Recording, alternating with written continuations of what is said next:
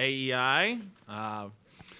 We're happy to have you here for what promises to be a fantastic discussion about a new paper AEI is releasing today by Dr. Jay Greene called The Effect of Public and Private Schooling on Anti-Semitism.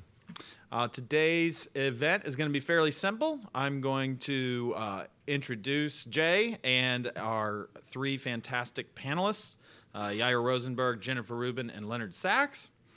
Then Jay will take about 15 minutes to take you through the paper and discuss what he's found. After that, each panelist will have about 7 or 8 minutes to respond.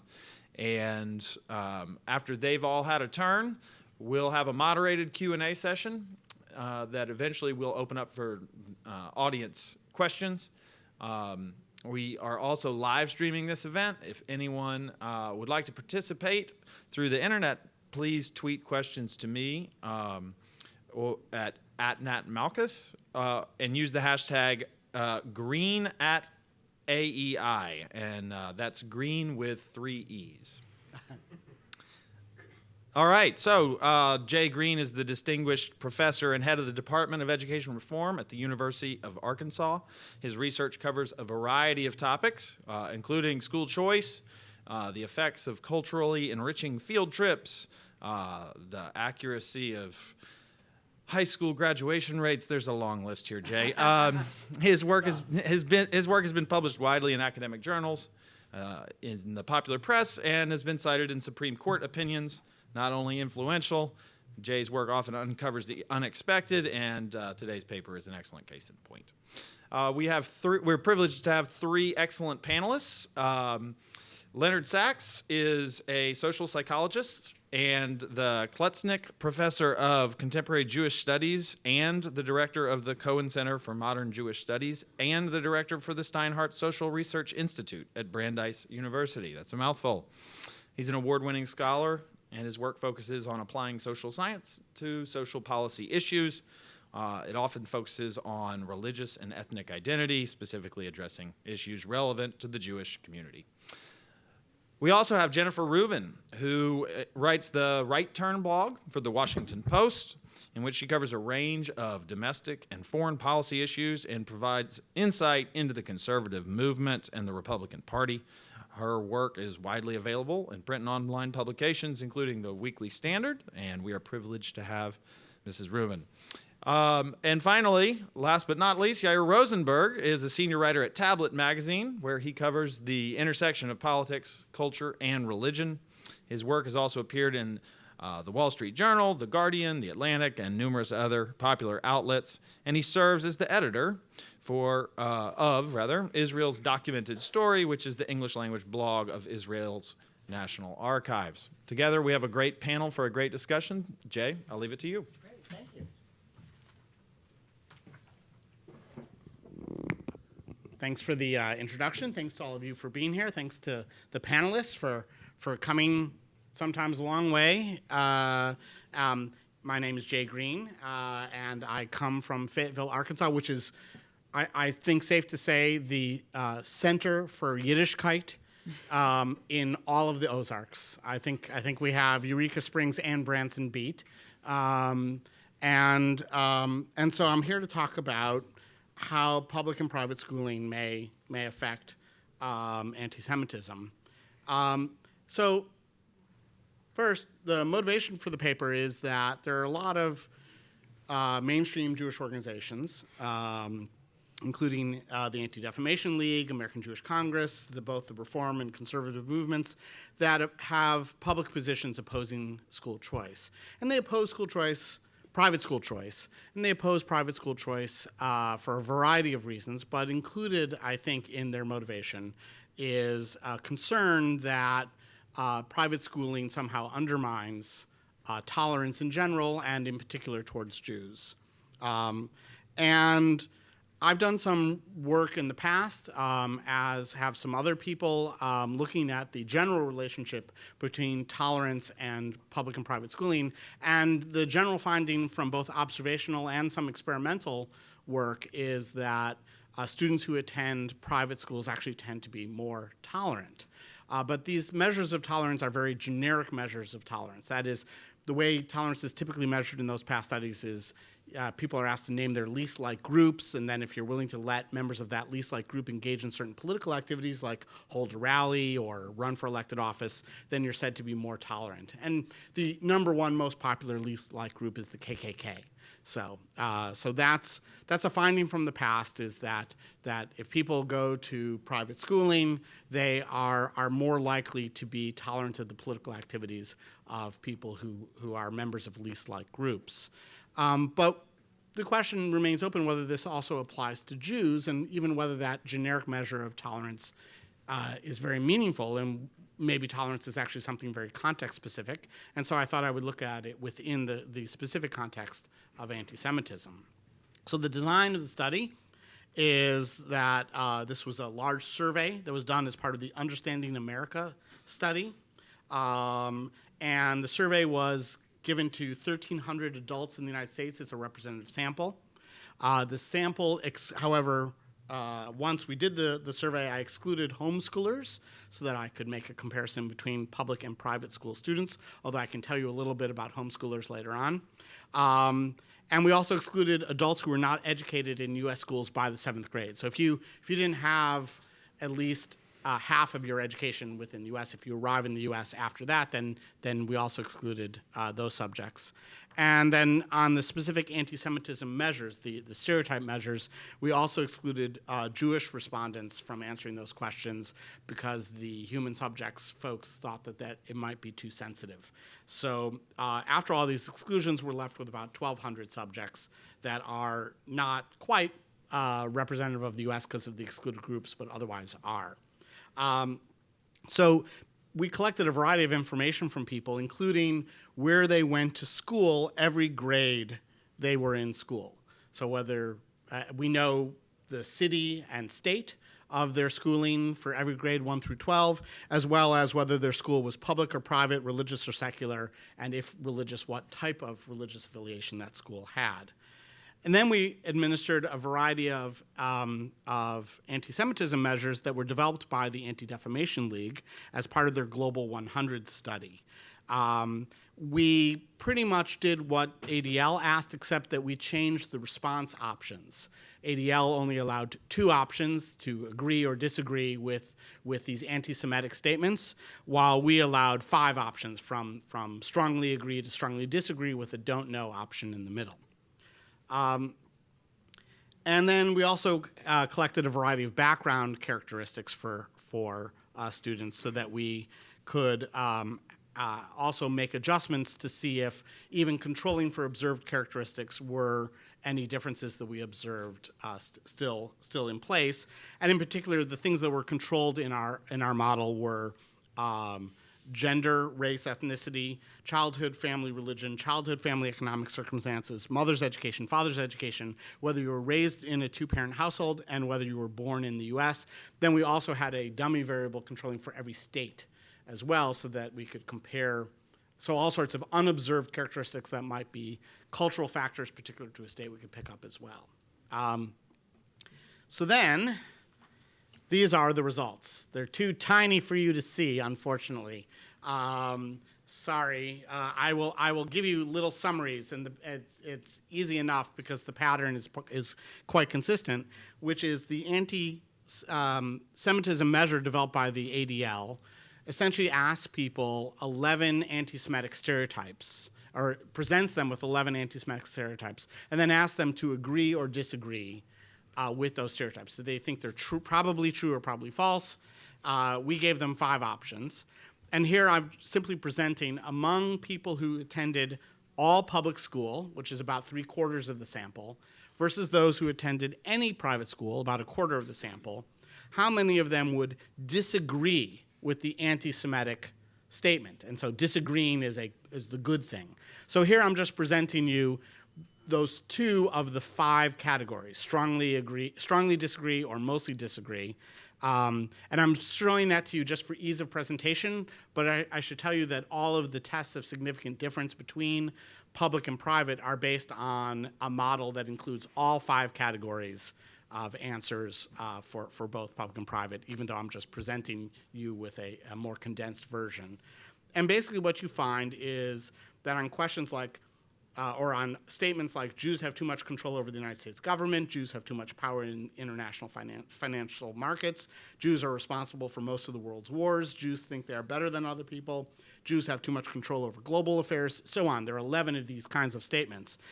For every one of them, if a person went to at least some private school when they were younger, they as adults would be more likely to disagree with that statement. And the difference is significantly different from folks who as children went entirely to public school. And these differences hold even after adjusting for the set of demographic characteristics that I described to you.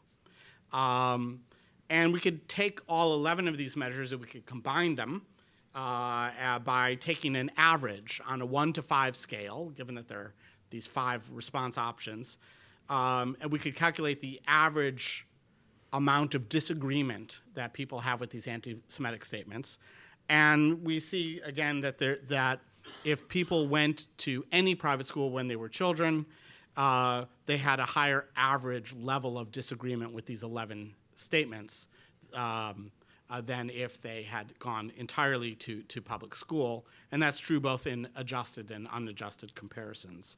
And so how big, the difference is a difference between 3.78 and 4.1 or 4.04, depending on whether you have adjusted or unadjusted, on a 5-point scale. So how big is that difference between like 3.78 and 4.04? Well, I'll tell you something that won't help clarify that at all. I'll present it in standard deviation terms. So it's about a third of a standard deviation is what we're talking about as the effect. So what does that mean? A standard the way to think about standard deviation for a very brief math lesson, and I know you all came here for a math lesson, is that a normal curve going from about one end of the tail to another end of the tail on a big bell-shaped curve is about 4 standard deviations. About 95% of the area under a bell-shaped curve is encompassed within 4 standard deviations. So if you moved from one tail all the way to the other tail, you'd be moving 4 standard deviations. Here we're moving folks, if we could array how anti-Semitic they were on some bell-shaped curve, we're moving them about 1/3 of a standard deviation, or about 1/12 of the way from one end of the tail to the other. That help at all? Okay, maybe not. But let's just say, okay, I'll give you an authoritarian answer then, which is that that's considered moderately large, as is a general rule of thumb. About 1/10 of a standard deviation is really small, 1/4 is modest, and about 1/3 to 1/2 is large. Okay? So, and it isn't just a question of whether people went to any private versus all public, but actually each additional year of schooling seems to be important. And I should also emphasize here at this point that the benefit that we observed from private schooling did not hold for secular private schools. So secular private schools looked just like secular public schools, but religious private schools were the ones that produced the benefit we observed. So about 3/5 of those who attend private schooling attend Catholic school, about 1/5 attend non-Catholic religious school, and about 1/5 attend secular private school. It's among those 4/5 of the private school students who are attending either Catholic or non-Catholic religious school where we see this effect. And the effect compounds with each additional year of schooling until about 7 years in, where it flattens out. And I know it looks like it dips down there a little bit, but we don't really know that there's a negative effect at that point. It just kind of goes up and then flattens out is pretty much what the pattern looks like.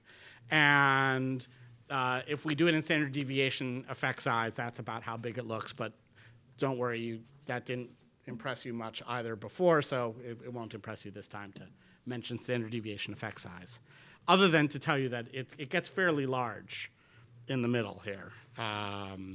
We're talking about over half a standard deviation unadjusted comparisons after about 7 years in. Okay, so maybe if the standard deviation stuff didn't impress you, let me give you a different way of thinking about how big this effect is, which is to look at other differences of descriptive characteristics on anti-Semitism. So, for example, how big, it's about a 10 percentage point difference in how frequently people will disagree with these anti-Semitic statements if they attended private school, particularly religious private school. And that's about the effect of being in a two-parent household when you were growing up relative to being in a single-parent household. Okay, so that's about how big it is. But we can also look at other differences. So, for example, people who are older also will disagree with anti-Semitic stereotypes at a higher rate than younger. And that's a fairly large effect and I'm not sure that this is well established in the literature at all. I'm not sure if it's consistent with the literature that older people are reporting lower levels of anti-Semitism than younger people. African Americans is actually quite astounding, and this ought to be something worth examining further in the future, that the rate of anti-Semitism among African Americans is, or the rate at which they will disagree with these anti-Semitic statements is about half as large as non-African Americans. So it's a fairly large 31 percentage point difference. Having a more educated mother or father also produces different rates of anti-Semitism, and they're about comparable to having been educated in a private religious school. So again, that might give you some idea of the magnitude.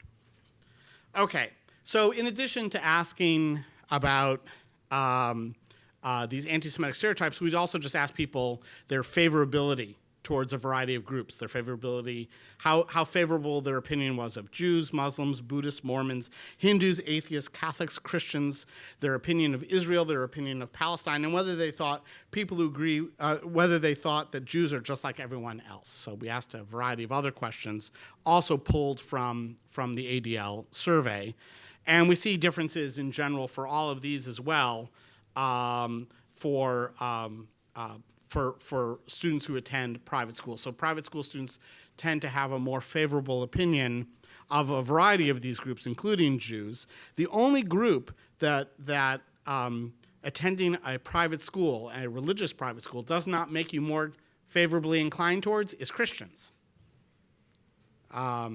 So attending a private religious school does not increase the favorability with which one views Christians, but does improve the favorability that one perceives other groups.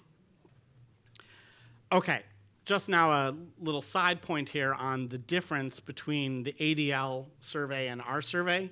We were basically able to replicate what the ADL did, which is good, except that they did some weird things. And the weird thing they did is they forced people to agree or disagree with these statements. We gave people a variety of options in their answers, including a neutral option. And what we found is that a lot of people who were giving socially desirable answers to the ADL would actually be giving a neutral option if one was available. In other words, the level of support that people have in fighting anti-Semitism is overstated by the ADL survey. There's a lot of indifference and or ignorance with respect to anti-Semitism in the general public when you survey them. So when presented with these 11 anti-Semitic stereotypes, between a third and a half will say that they don't know. So if you ask people, are Jews responsible for most wars, a third to a half will say, don't know. So it's a lot more lukewarm. Okay, in conclusion, since I'm running out of time and I want to make sure that we have time for lots of discussion, why would it be that the more you attend private schooling when you're a kid, and in particular religious schooling when you're a kid, that you might be more favorably inclined towards Jews when you're an adult? Well, first, I should tell you that we don't actually know that this is a causal relationship.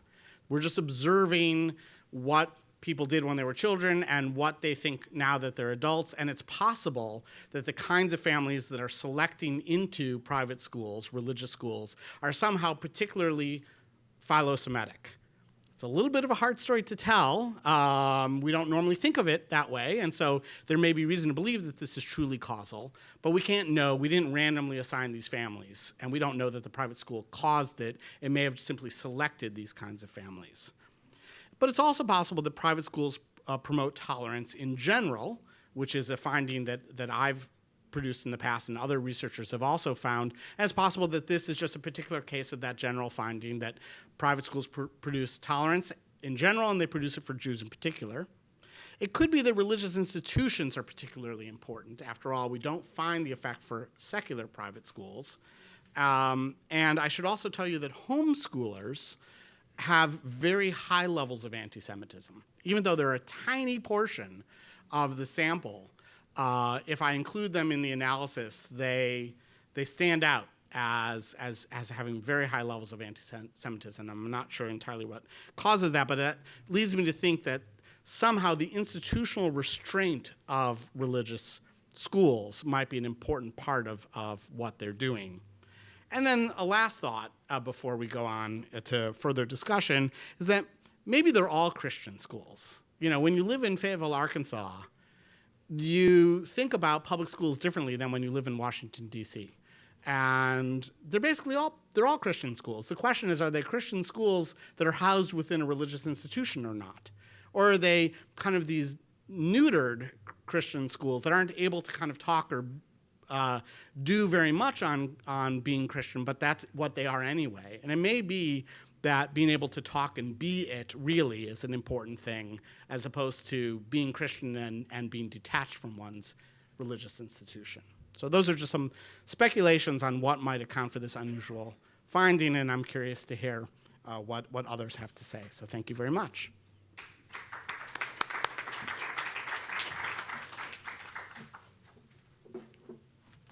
Thank you, Jay. So we'll move right into the panelists, and Yair, we'll start with you and come this way. Okay. Thank you all for being here. It's really nice. I've never been at AEI. I don't even live in Washington, so it's fun to be out here. I was telling Jay that when I read this paper, I had this flashback to freshman year in college when I was taking, a mandatory writing seminar, and we did a whole unit on these 60s, 70s debates over whether or not American public education should try to inculcate an American civic identity of some sort. And you had like really prominent intellectuals like Arthur Schlesinger writing these very long papers on this subject, and it was a big debate. And I remember reading it, and I just found the whole thing very amusing at the time, because you're discussing it in your seminar room in college and taking it very seriously, and then you say the entire discussion is predicated on the idea, on several assumptions: A, that the teachers are good at what they're doing; B, that the kids are listening; and C, that the schools are good at educating people in any serious long-term way. And I think like all of those are questionable. And so the whole debate is based on whether or not education actually works, public education. When I read this paper, I looked at it and I said, I see religious institutions being much better at value education than public schools, which makes perfect sense. And so I would say both public schools and private schools, public schools and religious schools, walk in with a desire in their teachers who want to teach and inculcate tolerance, but one of them doesn't succeed very often at that, which makes sense when you think of a private school, a religious school, which is organized around an ideology, organized around values, and a public school which takes people in from all comers and doesn't really necessarily have a unifying ideology and has a lot of trouble advancing values in any sort to its students. And so when I looked at that, that's what I saw. And Jay was saying that some of his findings he finds in general in private schools are better at tolerance education, so maybe there is something to that. So that's one thing that I saw when I read this paper. The other thing, I want to say one small thing about the paper casts in a negative light the fact that we put in this middle option of, here are these negative stereotypes about Jews, do you agree, disagree? And the ADL just asks agree or disagree, and this paper asks don't know. And you find that more people will say don't know when you offer the option, and so the conclusion drawn is there's more anti-Semitism. But the thing is, they ask that question, the ADL asks that without the middle option in Europe and in America. And in a lot of places in Europe, you get a lot of people agreeing with the anti-Semitic stereotype when forced to choose. And in America, you get a lot of people when forced to choose, and they don't know what to say, they disagree. So that says there's something default in the culture. There's something you can learn from when you take out that thing. And it says so by adding it in, you learn how much America has to go. But by taking it out, you learn how much better it's done, perhaps, than others. So I think that's worth noting. And then the last thing is, there is a certain question that Jay asks, which is, if public schools versus private schools, if private schools are better at inculcating tolerance towards Jews, would Jews support more private schooling? Is this perhaps more in their interest? And I would just say that's the wrong argument within the Jewish community, because I don't know if the Jewish community thinks of it in terms of a Jewish self-interest. Because after all, the Orthodox community does tend to send their kids to private schools. I went to a private school. But the non-Orthodox community feels that there's a public interest in maintaining the public school system, in having a diverse student body, in creating this cost-free public education for everybody in a melting pot environment. And so if you make an argument to them out of Jewish self-interest, this is good for Jewish continuity, which Orthodox communities often argue, if you have stronger private school education, it'll be better for Jews and many others. They'll say, but it's not necessarily good for the public. So if you make an argument from Jewish self-interest, which this sort of is, the argument you'll often hear back is saying, well, we should just improve the public schools and their tolerance education rather than abandon public schools. And I think that's what you'll hear. And I speak very quickly, so I feel like those are my major reaction points, and I'll hand it over to the much wiser people on the rest of the panel to continue. I have to go like that. Is that better? Thank you to AEI for inviting me. Many friends here, and it's always a pleasure to be here. When I looked at the study, I wasn't surprised at all, and it has nothing to do with schooling, but it does have to do with what Jay mentioned, which is the parents who send their kids to private schools, and specifically to religious schools. And what I think this is one more data point in a trend that I write about frequently, I observe, comes up in other contexts, and that is the extreme philocentrism of the philo-Semitic preferences of American Christians. That although many Jews come to America with a negative connotation about Christianity based upon a couple thousand years in Europe, in fact, the most supportive of Israel, and to some extent the most supportive of Judaism among non-Jews, tends to be among evangelical Christians. I won't bore you with a doctrinal discussion, but this is not, if you're familiar with it, a matter of substitution theology. This is a matter of a transformation within the Christian community that is highly supportive of Israel, that looks upon Jews as from their perspective, a junior partner in life, and that is much more supportive, if you look at political indications of support for Israel, than other groups, including Jews themselves. And we see this in political voting patterns. We see it in support for Israel. We see it in the amount of trips they take to Israel, that we have a very, very pro-Jewish, pro-Israel Christian community.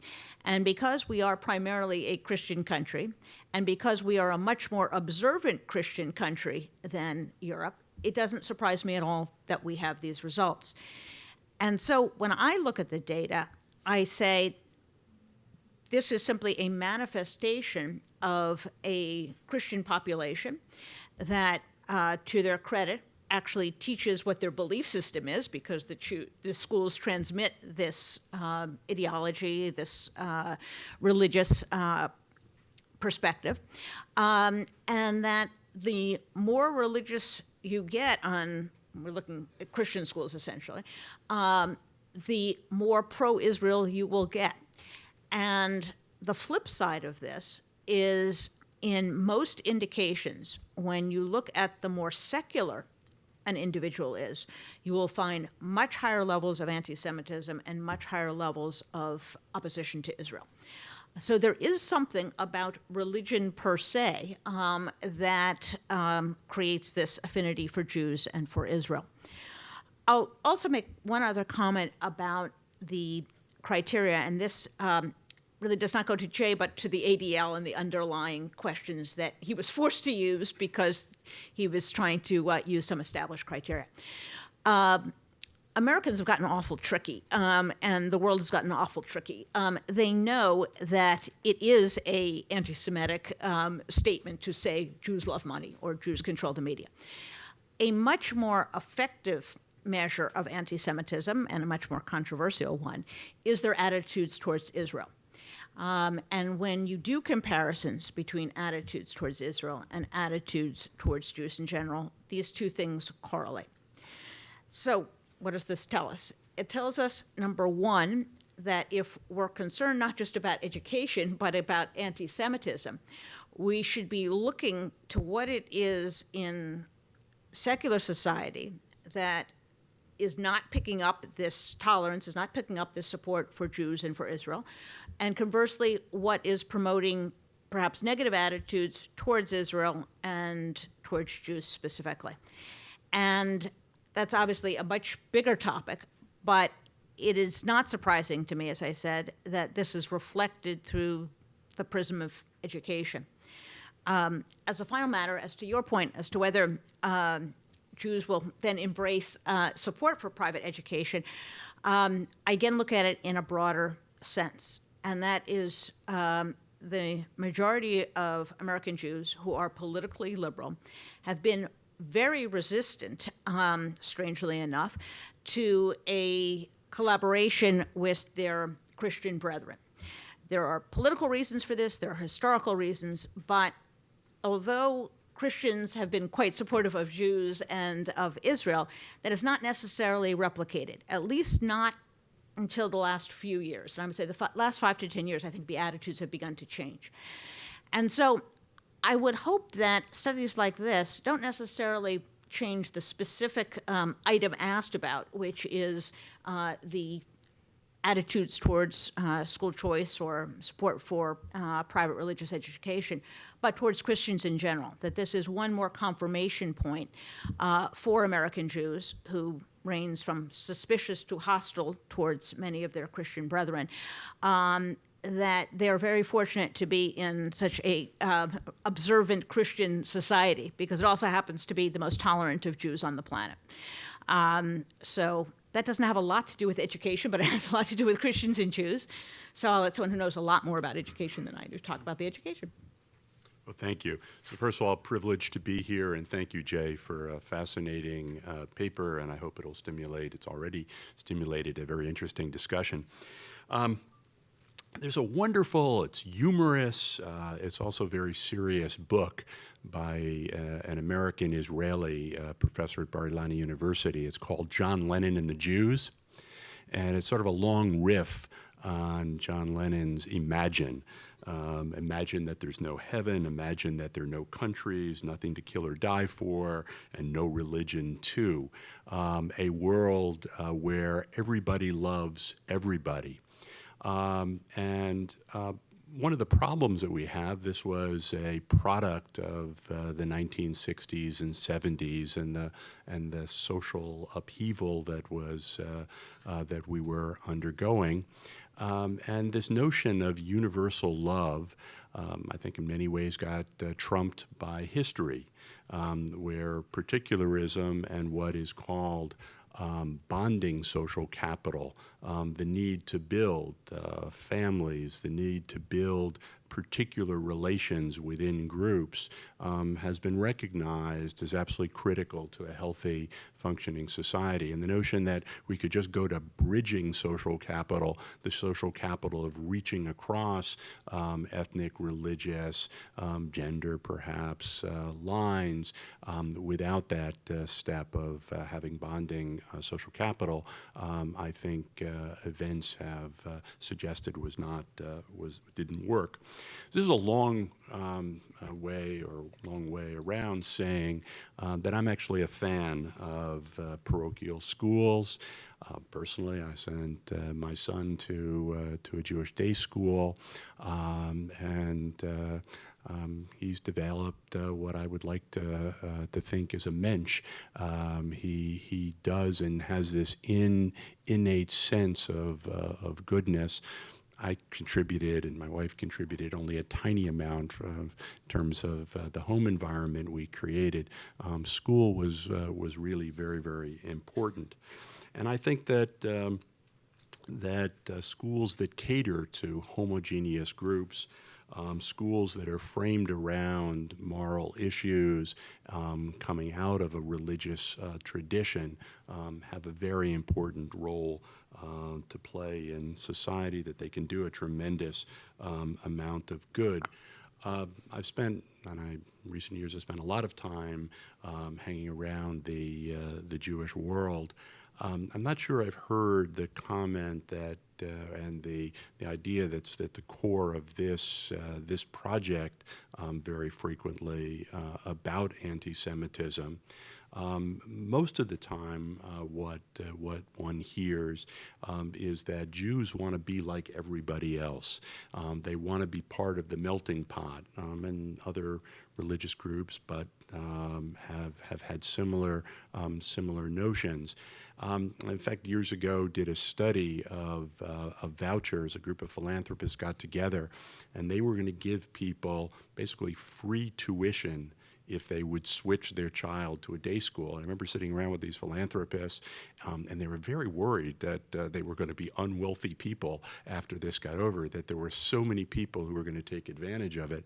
And one of the things that we found is that if you weren't already there, if you weren't already religiously involved in some way, you thought it was un-American to have your child in a day school. So in terms of the study in particular, the question is, do these results demolish the argument that religious schools, Christian religious schools in particular, promote anti-Semitism or not? And I want to say I'm going to do the classic social scientist thing. On the one hand, yes, and the findings are very welcome. But I have to say, on the other hand, it's not that I'm not persuaded that this is the case.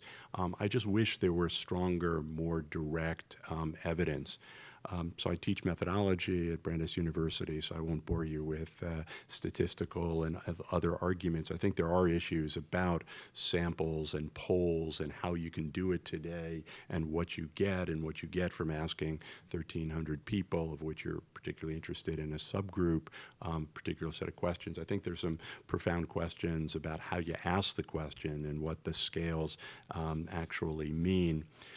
But I want to raise up the discussion one level and say that I think one of the problems of using survey data to answer a question, as we're trying to do today and the paper does, is first of all looking in the rearview mirror. We're looking at people who were educated some time ago, and the times they are changing, to take another 60s, 70s piece of music or lyrics, and this generation is different, and schools are different.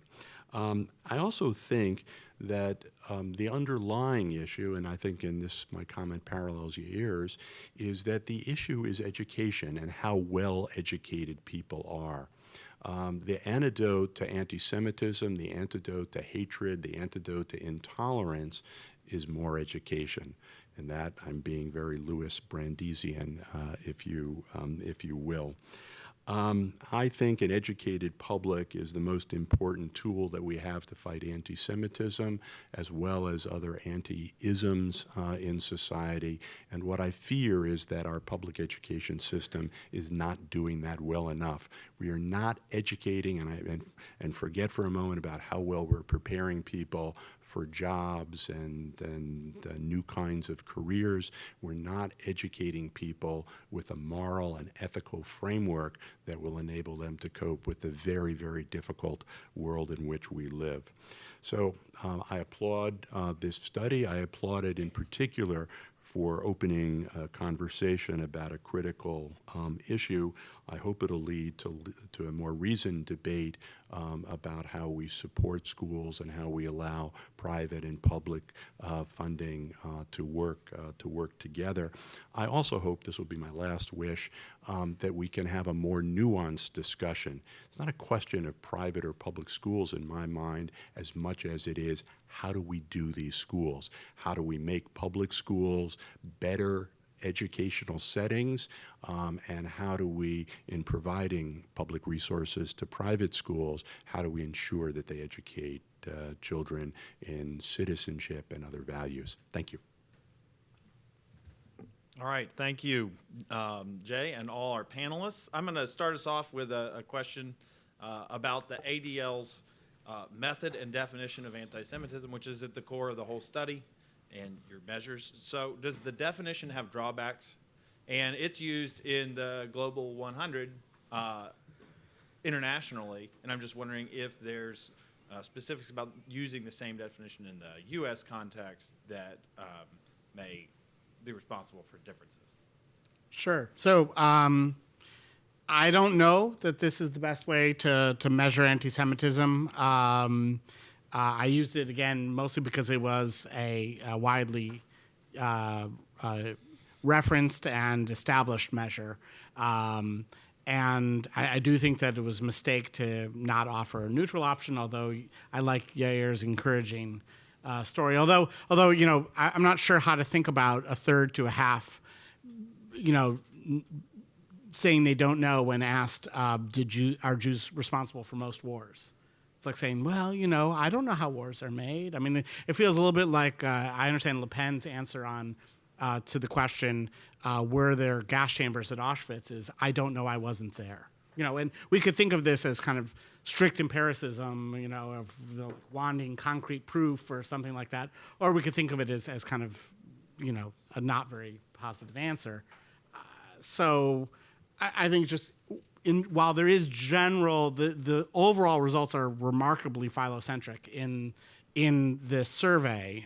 Americans feel about as favorably towards Jews as Christians almost, and so it's not a troubling story overall. The support is a little softer than ADL means to suggest. Now, is there a better way that we could have done it? I'm sure there are, and the beauty of this sample is that it's a panel study. So we can actually keep going back to them and asking them new questions. And so I'm very interested in hearing suggestions from my colleagues here and from all of you about things that we might want to ask in future rounds, although we have to be careful about contaminating our sample by teaching them, by asking them about the same thing over and over. But we might be able to learn some new things by asking some different kinds of questions, and we could also validate these measures to see if they're consistent with other kinds of tolerance measures that we might collect. Great, thanks. I want to follow up on the I don't know, which is the major difference between the two measures. And again, like you said, many of the answers were I don't know to very strongly anti-Semitic stereotypes. But do we say that, I want to ask the entire panel, what do you interpret an I don't know answer to these to mean? Are they strong indications of anti-Semitism? If not, how should we interpret the I don't know answer?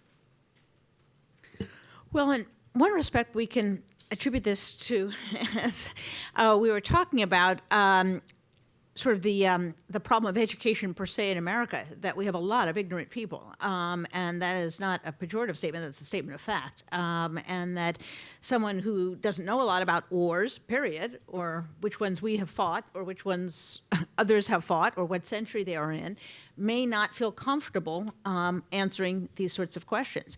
So I think it's disturbing on two levels. One, we assume that, of course, they should have a firm grasp of this and repudiate these terrible stereotypes. On the other, it may not be from malice, it may be from pure ignorance. And that is, in some ways, a more troubling conclusion than the conclusion that they are simply masking or disguising or afraid to tell us that they really believe in these terrible stereotypes. So I think it would be interesting to test some of these people's general awareness of simply world events, and to correlate this with general ignorance about world events, about history, about economics and other subjects.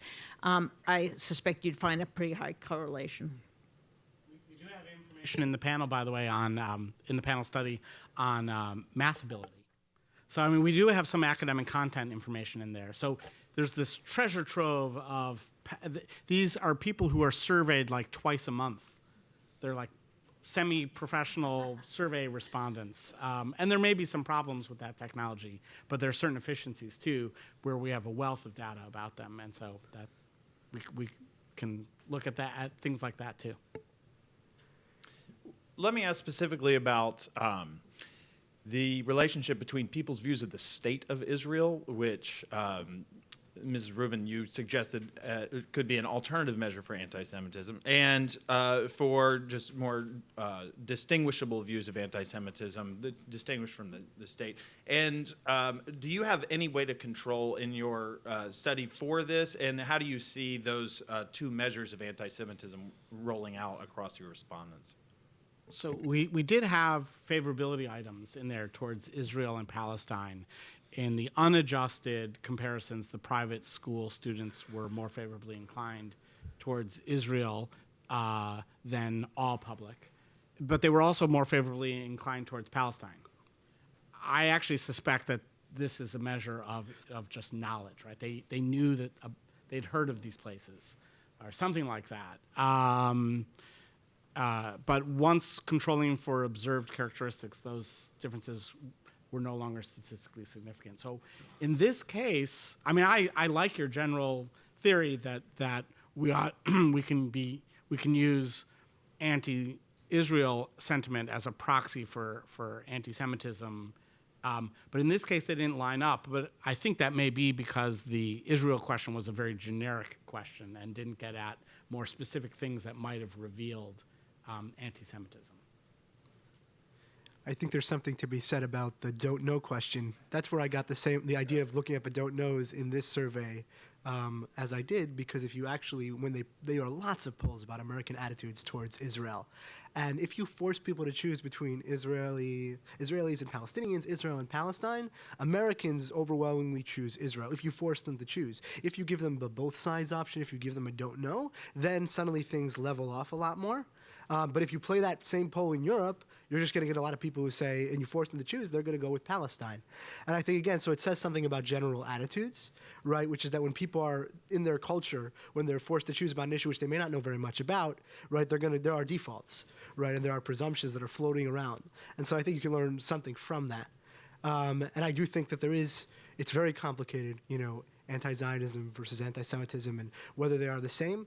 There was something that I mentioned to Jay. There was a study done by Charles Small at the Yale Institute for the Study of Anti-Semitism with another professor where they actually asked all of these sorts of stereotypes, these anti-Semitic stereotypes, to a bunch of Europeans and said, how many do you agree with? But they also asked a bunch of escalating anti-Israel stereotypes going all the way up to Israel is like the Nazis, Israel is committing genocide against the Palestinians. And they found that there was a direct correlation between how many of these stereotypes about Jews you agree with and how many of these anti-Israel notions you agree with. But it's the only time I've really seen, maybe there's one other study that was done. It hasn't really been done that I have seen. And that's what I would like to see. I'd like to see more people directly just trying those. And Jen might say they're a little bit too clever, it won't work because people know already. But I think a lot of people actually will give you what they think, especially if it's done well and it's mixed in with other questions. And I'd like to see more of that because I think you can make this argument much more definitively if you had that empirical data.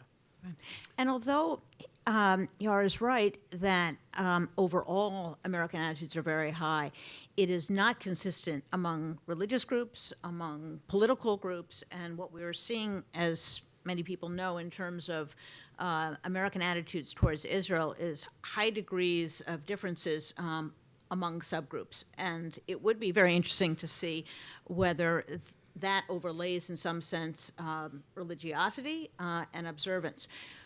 It's also important, I think, that when we talk about Christians, and you alluded to this in the Arkansas context, that it matters deeply how observant someone is. The Pew study, which came out recently, which is just a treasure trove of all kinds of information about religious attitudes and values and observance, breaks down the various religious groups from the most observant to the least observant. And both as a comparison between groups, for example, Jews have many more non-observant believers because it can be an ethnic and a cultural identity as well as a religious identity, as opposed to other groups like evangelical Christians. That may correlate as well.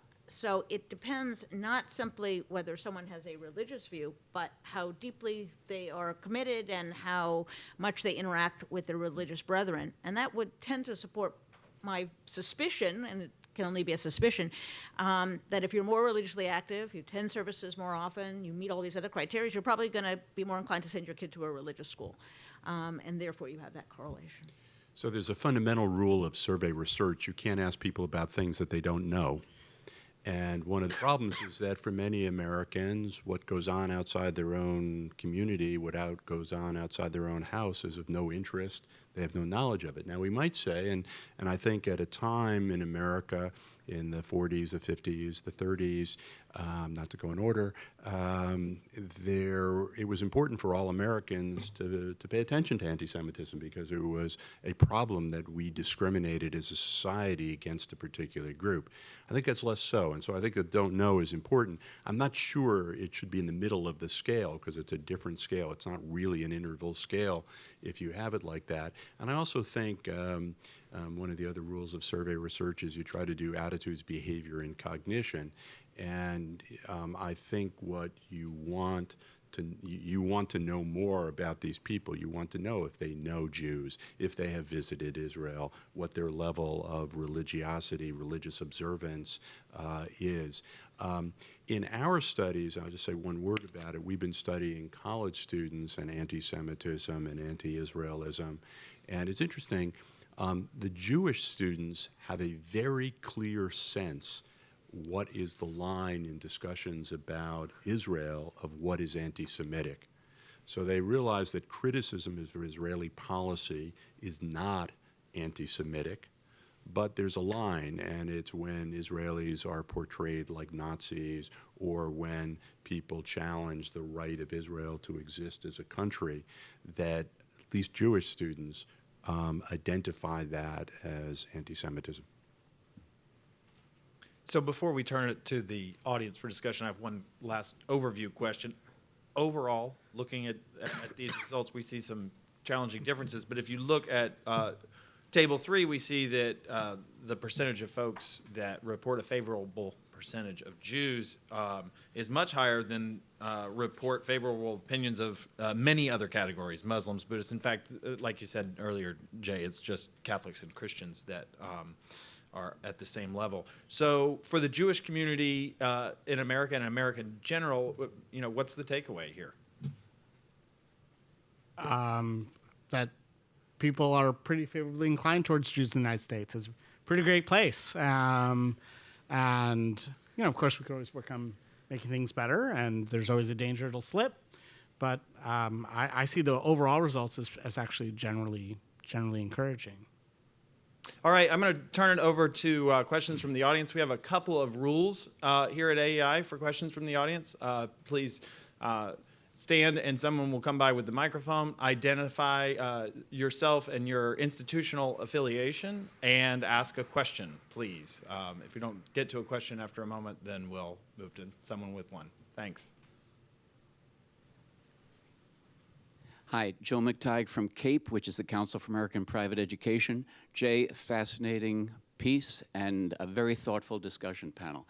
My question relates to your discussion earlier, Jay, about causation and suggesting that maybe parents who are wealthier and better educated are simply more tolerant. Their children pick up on that tolerance, and yes, they happen to be able to choose private schools, but really what we're seeing is a familial and parental effect rather than a school effect.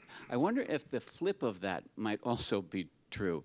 Namely, wealthier parents, better educated parents are able to identify and select private schools, and those schools themselves are simply better institutions at fostering tolerance, so that the socioeconomic piece is actually masking a pure school effect. That's possible, right? I mean, without some sort of experimental design or something that approximates an experiment, it's hard to know that for certain. I should emphasize that in the adjusted comparisons, we are controlling statistically for observed differences between people in terms of their gender, age, race, family, childhood, religion, family, childhood, economic circumstances, father's education, mother's education. We're controlling for a lot of observed characteristics. Now, it's always possible that even after controlling for all of those things, that there's still some unobserved difference that is driving the result. But then we have to tell some story about that gets hard to tell.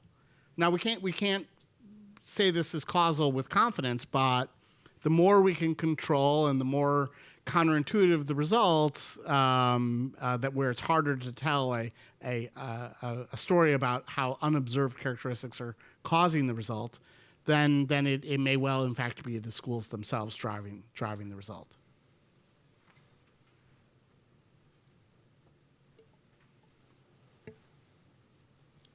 Thank you. Harold Road. Question, please. We live in a world of political correctness, and in many, many things, many subjects, students today are simply afraid. They don't want to be labeled racist. How do you control for that? And therefore, how do you know that your results are real? Right. So we don't, for sure. These aren't students. These are adults of all ages. Right. But it's always a danger that people know what you're really asking and are giving you a socially desirable answer. However, when comparing across school sectors, we then have to have some reason to believe that adults who attended private school are systematically different in their desire to manipulate the response. And there isn't a very strong reason to suspect that. So the difference can be true even if the level is not accurate.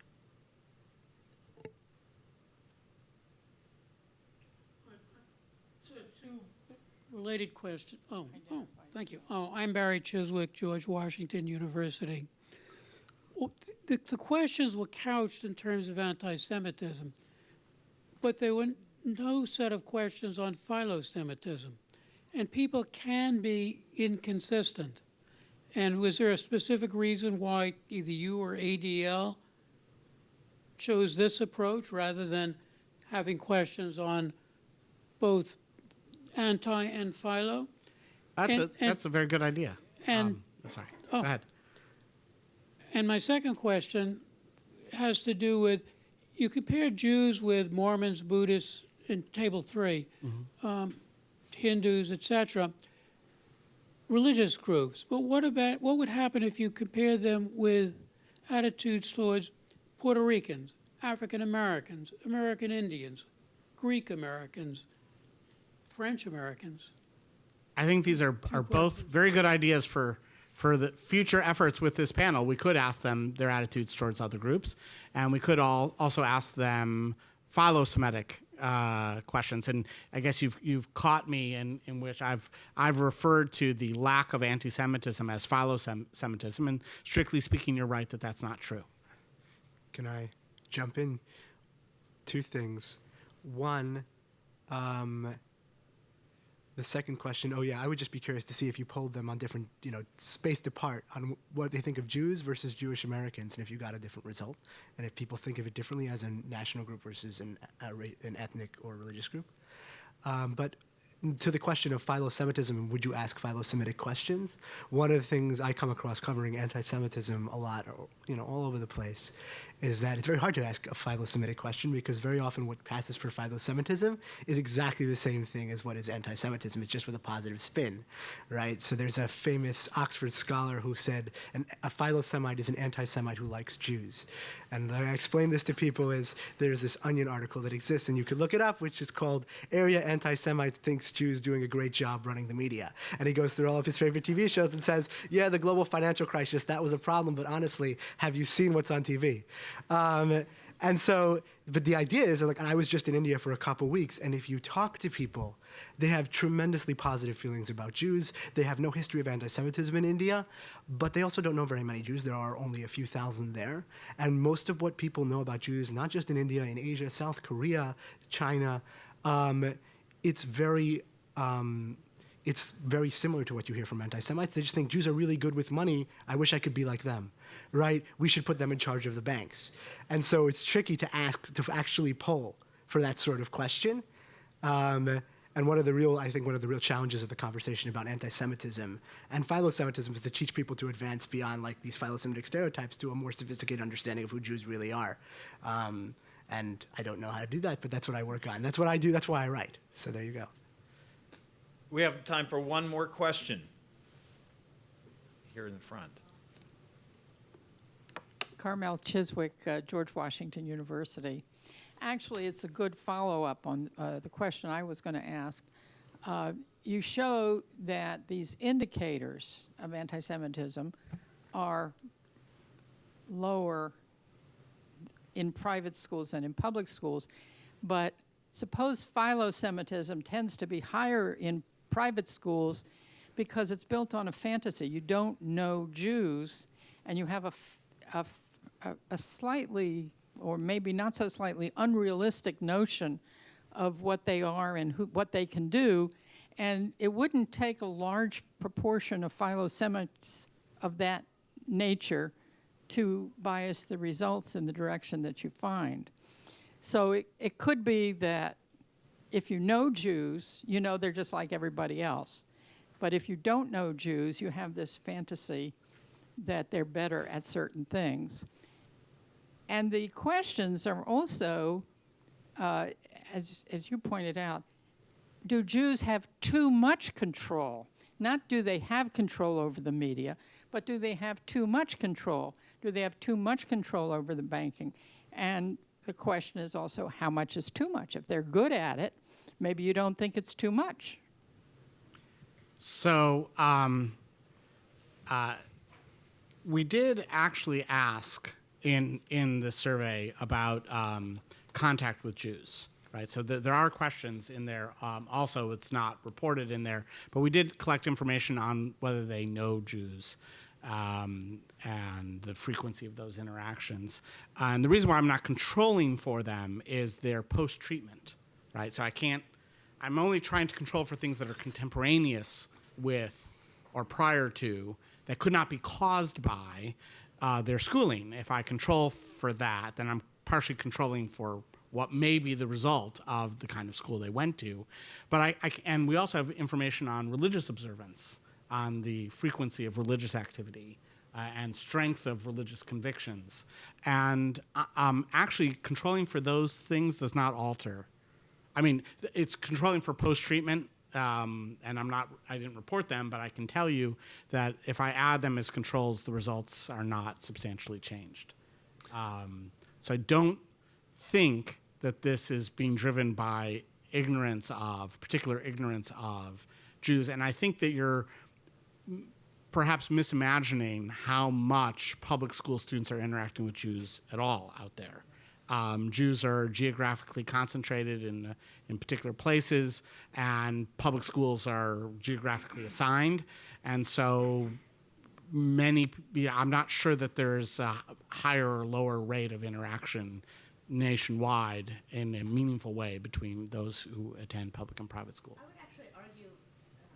I would actually argue that when you are in a religious setting, you are much more aware and much more informed about religion per se. That because it's a verboten subject in public schools, number one, I don't think we do any job or any effort anymore in teaching comparative religions in school. I'm quite certain we don't. And secondly, that if you are in a Christian school and part of the curriculum includes the Old Testament, you know something about Jews. You know at least ideologically who they are, where they came from. So I would think that, and I would be fascinated to see if this is the case, that in fact if you go to a Christian school, do you have higher knowledge and contact with Jews than if you don't? And that in and of itself, I think would be very revealing about what component the public schools are leaving out. And I'm afraid we've reached our time limit. Very quickly, Jay. So I just want to throw out there, because I know Jennifer will like this. We also did ask, we have an ideology question, and we also have who'd you support in the last election question. And there are no differences on the ideological spectrum, really, once you control for other characteristics. But who you supported, there are dramatic differences in anti-Semitism. Interesting. Jay will be available afterwards for questions up front, but right now, if you voted for Obama, you had a much higher rate of expressing anti-Semitism. I think this is largely driven by the African American, and in fact, once you control for observed characteristics, that falls away. And I think Well, that's what's well, thank you, Jay, for a very interesting paper, and panelists for a great discussion. And that's all the time we have. Everyone have a good night. Thank you. Lovely.